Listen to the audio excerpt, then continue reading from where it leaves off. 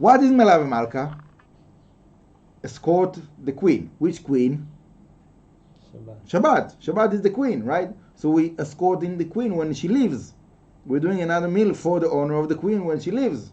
That's the whole idea of Melaveh Malka, right? Otherwise, have just bread and salt like you have in the rest of the week. Like why we are making like a whole thing, singing and this and that, because it's a Shabbat meal. It's part of Shabbat. It's not doesn't have the halachic application of the restrictions of Shabbat. You can like do melacha, but it's extension of Shabbat. That's the whole idea. So to be more specific, the Arizal explained that when Shabbat leaves, so the neshama yetera leaves, the extra soul that we're getting in Shabbat leaves. So we don't want it to leave. So we right away after Shabbat we're doing Avdallah and Melaveh Malka.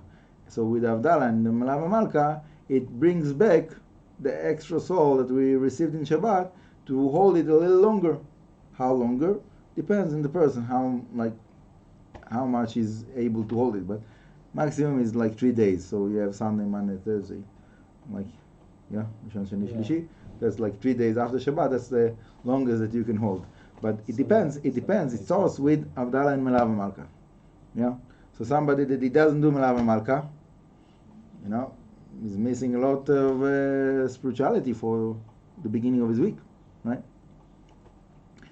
And we're already speaking about it. So there was big tzaddikim that they made like very, very big thing out of Melaveh Malka, specifically to do Melaveh Malka with more people. There is tzaddikim that spoke about like having minyan for Melaveh Malka. It's a big thing to have Melaveh Malka with the minyan, say zimun with the Elokeinu.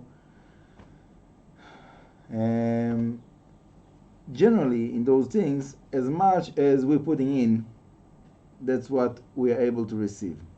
So the potential is there, but we need to make it actual. So how do you make it actual? Make a big fuss out of it. So he said to spend the time and to effort, to make something new, not just to eat the leftovers of Shabbat. The easiest thing is to take out of the fridge whatever you have leftovers from Shabbat, but somebody that is able to make something new, especially for Melaveh Malka, it's a very big thing.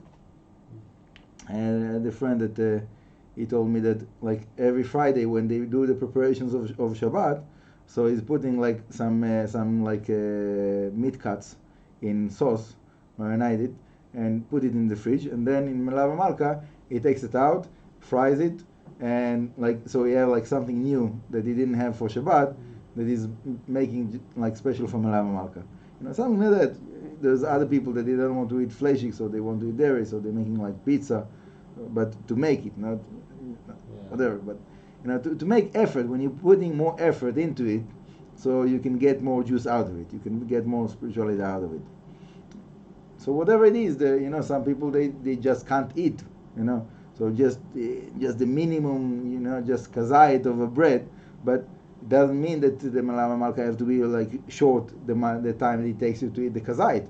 You can sit, speak divrei Torah, sing, whatever it is. That's what I'm trying to do. As much as Hashem is giving me the strength, but that's Bezrat Hashem.